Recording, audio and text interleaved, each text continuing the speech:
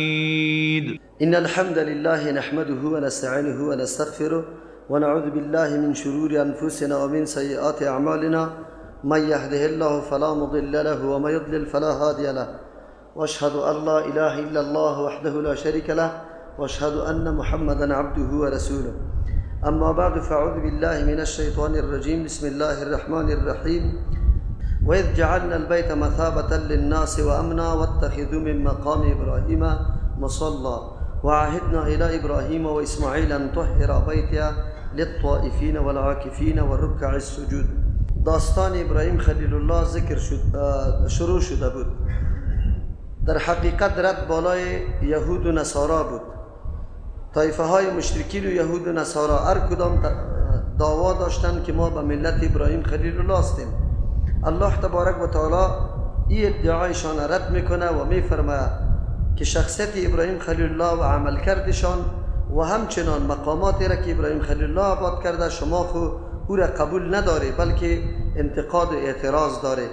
پس این ادعایتان بیجاست، به خاطری که اگر شما ابراهیم خلیل الله به ملتش باشه، ابراهیم خلیل الله شخصیتی بود که اول مبارزه با شرک کرده بود و در تمام امتحانات الله تبارک و تعالی کامیاب شده بود. او الگو و نمونه برای پیروی دیگه مردم شده. از او خاطر الله تبارک و تعالی دین واقعی را در اولادی ابراهیم خلیل الله قرار داده و حتما یک طایفه پیدا میشه که یقینا به نقش قدم ابراهیم خلیل الله روان است. لیکن شما دینی را اختیار کرده که مملو از شرک است، به خاطری که یهود و عزیر علیه السلام نعوذ بالله با الله شریک میدانستند، نصارا عیسی علیه السلام و مشرکین مکه ملائکه را به امرای الله شریک میدانستند. این ادیان شما یا نظریات و مفکوره های شما منافات با دین ابراهیم داره. ابراهیم علیه السلام خود شخصیتی بود که از همه چیز اعراض کرده بود بجز از الله تبارک و تعالی و اولین مرتبه شروع یا مبارزی شرک همو شخصیت کرده. از پدر شروع کرده به قوم، بعد از او منتهی به دولت شده و همیشه مبارزی شرک کرده، بتا را میده کرده، متحمل بسیار زیاد امور شده. لیکن شما او راه ها را تعقیب نمی کنه. در اینجا یک درس عظیم به ما است که انسان یقینا راه آبا و اجداد آدم اعلان نکنه. وقتی که به مردم عالی ما و شما دعوت میدیم و میگه که برای پدرای خود ما اعلان نمی کنیم. لیکن گپ است که کدام پدر؟ امو پدری که الله تبارک و تعالی مدح از او را کرده و میگه که این الگو و نمونه برای اقتداست، یا او پدری که کلمه طیبه خودم نمیفهمه. این بسیار درس عظیم است به این امت. سعی کنه شخصیت ابراهیم خلیل الله را الله تبارک و تعالی درجه کمال علمی و عملیش بر ما بیان میکنه و الله تبارک و تعالی در انعام و صله که از امتحانات ابراهیم خلیل الله به وجود آمده، ابراهیم خلیل الله را امام مقرر میکنه. امام کسی است که در پیش روی مردم قرار داره، مردم او را دیده به نقش و قدمش عمل میکنه. از او خاطر از او تعبیر به الگو و نمونه میکنیم. الله تعالی ابراهیم خلیل الله را اینطور شخصیت نصیب کرده بود که هم در دنیا و هم در آخرت کمالات داشته. الله مدحش میکنه. یعنی شخصی نیست که کسی اگر پیروی از این را بکنه دلیل و سند نداشته باشه، بلکه تمام عملکرد ابراهیم خلیل الله که پسندیده به نزد الله است، الله خود بیان میکنه. پس اینمی قسم شخصیت آدم باید الگوی عمل خود قرار بده، الگوی زندگی خود قرار بده، بعد از ادعا بکنه که ما در ملت ابراهیم خلیل الله هستم. امروز هم امت اسلامی هم ادعا را داره که ما به ملت ابراهیم خلیل الله هستیم، لیکن نعوذ بالله ابتدا تولد ما که به شرک شروع میشه تا که در قبر مانده میشیم هم نعوذ بالله عقیده شرکی داریم. هیچ وقتی ادعای ما درست نیست. امی قسم که الله تبارک و تعالی رد بالای طایفه های دیگه میکنه، بالای این امت اسلامی که ادعای ملت ابراهیم خلیل الله را داره، ولکن عمل کرد ابراهیم خلیل الله در زندگیشان نمایان نمیشه. این مردمان ادعایشان نادرست است. چرا الله یهود و نصارا را رد میکنه؟ به خاطری که اعمالشان خلاف اعمال ابراهیم خلیل الله است. عمل کردشان، روششان خلاف روش و عمل کرد ابراهیم خلیل الله است. و دوم سوال حل بشه که مردم میگن ما راه آبا و اجداد خود اعلان نمیکنیم. اگرچه استدلال مشرکین مکه بود، زمانی که برشان گفته میشد به میای بخیر در پاره دوم بر ما شما که به طرف او حکمی که الله نازل کرده و گفتن نه، امو راه و روشی که از پدرها با ما باقی مانده امو برای ما کافی است. الله میگه به این راه و روش هیچ سند و دلیلی نداره. نه پدرایشان مردمای خیلی هوشمند و عاقل و دانشمند بودن که یک راهی را انتخاب کرده باشه که سبب سعادت و نیکبختی اولادشان شود. امروز مردم ما همینطور دلایل پیش میکنن، میگه ما راه پدرها را اعلان نمیکنیم. کدام پدر؟ در جمله پدرها خب بزرگترین پدر محمد رسول الله صلی الله علیه و سلم است، پدر حقیقی و واقعی.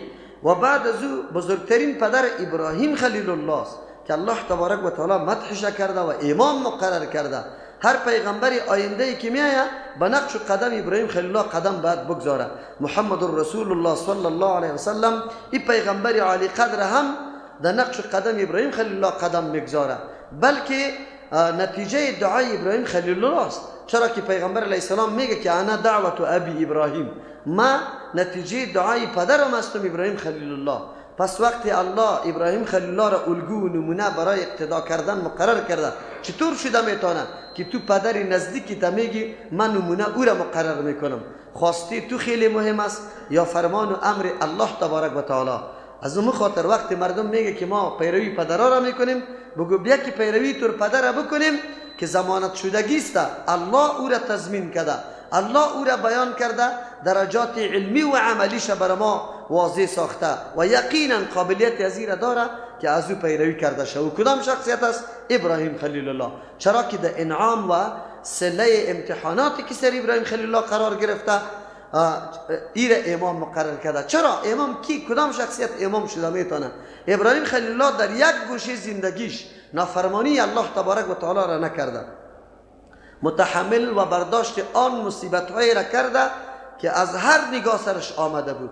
ترک وطن، اعلا کردن زن و فرزند در یک منطقه و بیابان به خاطر دعوت دین الله، آباد کردن مراکز توحید و همچنان مقابله و روی با پدر و اقارب، با قوم و با دولت و همچنان با یک تن مقابله با کل امت، در مقابل کل امت قیام کردن. شخصی بود که یقینا عقل خدا در کار انداخت و نکرد که نعوذ بالله ستاره ها را پرستش کنه. مناظره های قوی را با رئیس دولت یا پاچای مملکت آغاز کرد و کرد. امروز همونطور شخصیت کسی پیدا میشه که همه این دردا و تکالیف به خاطر احیای دین الله بکشه. از همون خاطر است که ابراهیم شخصیت عظیم و یقینا که امام است. ابراهیم خلیل الله یکی از جمله نمونه هایش که برای ما واضح میسازه و باید از او پیروی شود. پدرای ما امروز در نعمت یا سرفرازی که برش حاصل میشه اولاد خود شریک از او نمیسازه، دلسوزی نداره، خصوصا کل اولاد خود. کدام تا از پدرها پیدا شود که از اولاد خود دفاع بکنه او را یکتاره. اما ابراهیم خلیل الله عمومی اولاد خود زمانی که اعلان انعام از جانب الله میشه نمیگه تنها ما باشم، میگه نه در این نعمت باید همگی شریک باشه. از این که در دلسوزترین پدر دیگه پیدا نمیشه که در حق کل اولاد خودی تقاضا را از الله داره که الله کل اولاده و ذریه امام مقرر کنه. اما الله تبارک و تعالی به ابراهیم خلیل الله تلقین میکنه و آگاه میسازه که در امتی تو در ذریه توی تر مردم پیدا میشه که وا ظالم است. ظالم کسی را میگه که هر چیز در جای مناسبش نمیگذاره. این دیگه کوچکترین امر و بزرگترین امر در این مفهوم ظالم داخل میشه. بزرگترین امر شرک است که عبادت حق الله است، نعوذ بالله، یا میگیره به مخلوق الله عبادت میکنه و مخلوق شریک الله میدانه. و کوچکترین ظلم نعوذ بالله با یک برادر مسلمان اگر قاشتر سخن میگی اینمی کوچکترین ظلم است که تو با امرای برادر مسلمان میکنی. از او خاطر این طایفه مردمی که ظالم است این پیمان الله تبارک و تعالی برای از متعلق نمیشه. چرا؟ ظلم در مقابل عدل میاد. معلوم شد که در هر امامت عدالت ضروری است. اگر او امامت چی باشه؟ خلافت باشه، اگر او امامت نماز باشه، اگر او امامت نبوت باشه، در هر جایی که تو امام میشی پیشوا و مقتدا قرار میگیری عدالت قطعش ضروری است. این باید مکمل در راه و روش الله تبارک و تعالی قدم بگذاره. رعایت و مصلحت خودگیداری و قارب پرستی و این گپا درش نباشه. حتی معامله خدا در مقابل قانون الله تبارک و تعالی زیر پا بکنه، قانون الله را بالا بکنه. ابراهیم خلیل الله همین کارا را کرد. معامله خدا، معامله اولاد خدا، معامله زن خدا، معامله وطن خدا، معامله قوم خدا، معامله پدر خدا، کلش زیر پا به خاطر دین الله تبارک و تعالی کرده. اینی نام بندگی است که انسان مکمل تسلیم شود، لحاظ و ملاذ کسی دیگر در مقابل حکم الله تبارک و تعالی رعایت نکنه، حکم الله را بالا قرار بده، مقام منزلت برش قائل شود، عملی کنه، همه لحاظهای دیگر زیر پا کنه. اینی نام بندگی است و مسلم حقیقی، مسلمان حقیقی همینطور شخصیت گفته میشه. اگر ما عالمی خواهیم که ما مسلمانی واقعی شویم، باید اینمی نقش قدم ابراهیم خلیل الله را در زندگی خود پیاده بسازیم، ما پیروی ازی بکنیم. اون وقت باز ادعای اسلامیت ما، ادعای مسلمانی ما درست است. علی کدام برنامه ها داشت ابراهیم خلیل الله؟ الله تبارک و تعالی برنامه های ازیر بر ما معرفی میکنه. چی برنامه داشت؟ اول خودتنا الله اجمالا بر ما بیان کرد که شخصیتی بود که در چند کلمه امتحان، در مورد امتحان قرار گرفته شد و این مکمل در پای آخر رسان شد، تکمیل کرد. علی بر ما میگه الله تبارک و تعالی یکی از امتحانات یا برنامه های بزرگی برای خلیل الله، و اینطور غافل نبود، او تن پرور نبود، عیش پرست نبود، نعوذ بالله، یک لحظه آرام نمی نشست. او در تلاش ازی بود که مرکز توحید قایم شود، در یک مرکز باید باشه. یکی از انتقاداتی که بالای علمای حق پرست داریم و خود هم با عقیدتمند مردم معرفی میکنه میره داریم که او علما اگر ما اظهار رأی نکنیم، یک مرکز نسازیم، کی میتونیم مردم خود به عقیده صحیح دعوت داده بتوانیم؟ ما در نفس خود خیلی خوب عقیده صحیح دارم، اما کسی دیگری از عقیده ما آگاه شده نمیتونه. عقیده مرموز سبب ازی میشه که مردم دیگه تاریک باقی بمانه. نه، تو اعلان بکو که مردم دیگه عملی تو را ببینه، گفتاری تو را ببینه، بعد از او تو مورد اقتدا قرار بگیری. ابراهیم خلیل الله که مورد اقتدا قرار میگیره به خاطر که برنامه علنی داره، در پیش روی مردم پنهان نکرده، بنگی بر اعلا به قوم اعلان میکنه، به پاچا اعلان میکنه من اینمی عقیده دارم و تابعدار شما نیستم. علمای ما باید همینطور بکنن. اگر مرکز توحید آشکارا و معلومدار نباشه، چطور شده میتونه مردم آگاه شود؟ کدام برنامه است؟ اگر در کابل ترجمه قرآن کریم نشود، مردم در یک مسجد نبینه که اینمی مردم چطور عمل کرد داره و نه سلفیت میشناسه، نه میفهمه که والا عقیده حق کدام است، نه مسئله توحید میشناسه. چرا که گنگ گفته رایستی، گنگ با گنگ مردم متوجه نمیشه، نمیفهمه حقایق، توحید شناخته نمیتونه. از امو خاطر است اگر ما ادعا به ملت ابراهیم داریم، دیگه امو نقش قدم ابراهیم خلیل الله را تعقیب بکنیم. ابراهیم خلیل الله چی میکنه؟ برنامه اولش و اذ جعلنا البیت مثابه للناس و امنا، قابل یادآوری است در آن وقتی که ما گردانیدیم بیت الله شریف مثابه، جای بار بار بازگشت مردم یک دفعه که بره، بعد از اون دلش باغ میشه که دوم بار بیایم، سوم بار بیایم، چهارم بار بیایم.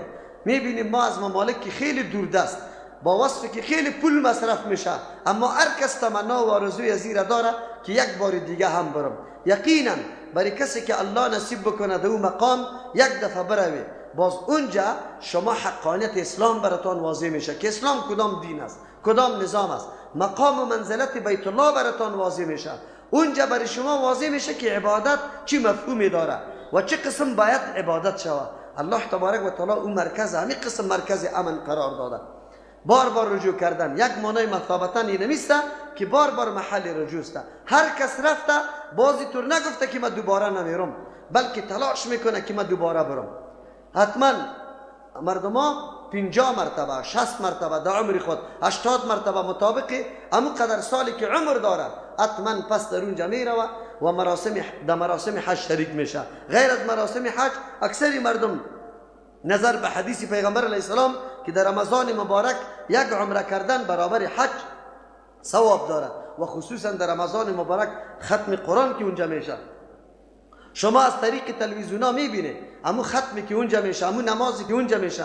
شما یک دفعه بعد امیر در نظر بگیره. با تاسف مردم ما همه گپا را میبینه ولی کلی گپا را ادنا تعامل دایش نمیکنه، حتی یک عبرت نمیگیره که عبادت چی را میگه. ولی 20 رکعت وام میخوانه، خب 20 رکعت در مسجد توم خوانده میشه. تو را به الله قسم واره وهابی میگی نماز پشتش روا نمیداری، لیکن اینجا تو 20 رکعت نماز میخونی، تو را به الله قسم با رکوع نماز چی معامله کردی، با قومی نماز چی معامله کردی، با جلسه نماز، با قاعده نماز، با سجده نماز، با قیام نماز تو کدام معامله را کردی مسلمان؟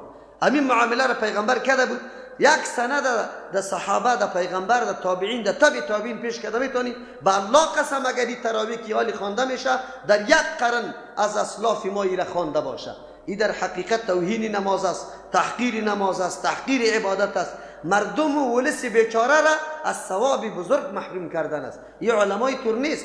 به الله قسم در روز قیامت جواب میده که آیا دین چطور بود، پیغمبر چطور امر کرده بود. صلوا کما رأیتمونی اصلی، همون رقم که من نماز خواندم. نمازهای یک دفعه شما احادیث پیغمبر خصوصا در رمضان در مورد صحابه مطالعه بکنید که صحابه چه قسم نمازها در رمضان میخوان، چقدر وقت دمی نماز تیر میکرد. آلی فقط نزاع سری عزیز که 8 رکعت میخوانه، 20 رکعت. یک مولوی نیسته، او اصلا هیچ مولا نیسته، هیچ عالم نیسته، با مردم این تبلیغ میکنه که مردم گروه پیدا شده 15 روز روزه میگیره، تراویح 8 رکعت میخوانه و چیستا افطار در دیگر میکنه. ببینید یا خود علما میگه چه یک تهمت و بهتان قوی سری مردم ورسه.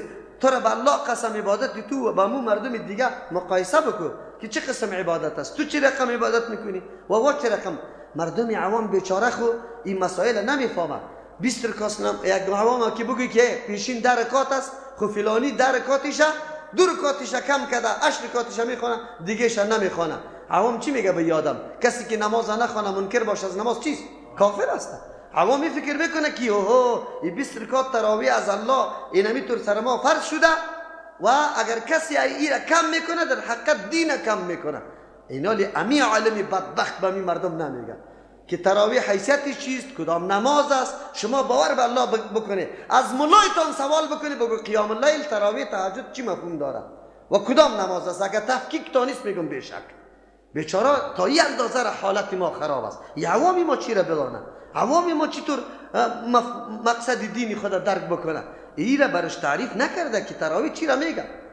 مطلقی نمازی نفل که از طرف شب خوانده میشه این نماز است. قیام اللیل برش میگه به خاطر که از طرف شب تو استاده بشی نماز میخوانی. تهجد به خاطر میگه که خوابی تا گذاشتی ترک خواب کردی. وجود خواب میگه تهجد یعنی خود از خواب خودداری کردن، خواب گذاشتی نماز میخوانی. تراویح چرا میگی؟ در رمضان نسبت به شبهای دیگه سال صحابه کرام زیاد وقتی خود در قیام تیر میکرد، در نماز تیر میکرد، از او خاطر خسته میشدن. 4 رکعت که تکمیل میشد 2 رکعت میخواندن، باز خواب خود راحت میدادن، میرفتن آب میخوردن، خواب خود میگشتن، گپ میزدن، همه چیزی خود خلاص میکرد. تراویحی را میگن. این تراویحی که در افغانستان میشه سبحان ذی الملک و الملکوت، یک نفر میخونه دیگه در صف نشسته شور خورده نمیتونه 2 دقیقه 1 دقیقه و مردم هزاران درود هزاران سلام زماباد بر محمد و آل اصحابش تمام. این درود است؟ این کدام درود است؟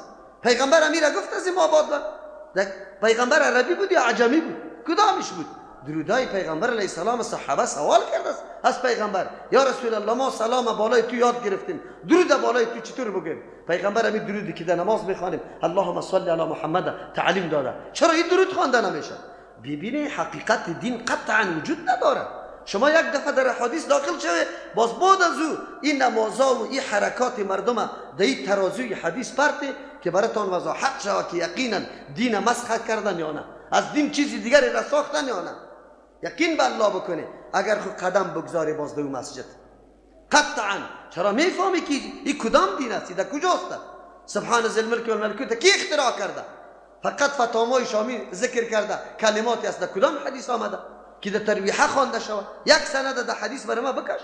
بازور هم یک نفر بخونه کلگی چوب باشه، بغیر از خواندن قرآن کریم به شنیدن دیگه چیز ثواب نیست. باز خب جای سبحان ذی الملک آیات بخون که همون دیگه مردم که بشنوه و هم در ثواب داخل شود. این خود تنها همی کسی که میگه، همی کسی که میگه نمیفهمم مفهومشه. یا مجیر یا مجیر یا مجیر گفته رئیسته. این دعا کدام دعا است؟ چه قسم میخوانی؟ یعنی دینی ماست. برو اونجا حرمم ببین، اینجا رم ببین و میلیون ها مردم در اونجا خصوصا در رمضان مبارک. اینطور علمایی که پول داره، این تو رمضان نیست که در حرم نباشه، این تو رمضان از هر مملکت. همونجا که اکثریتش هم میبینی علماست.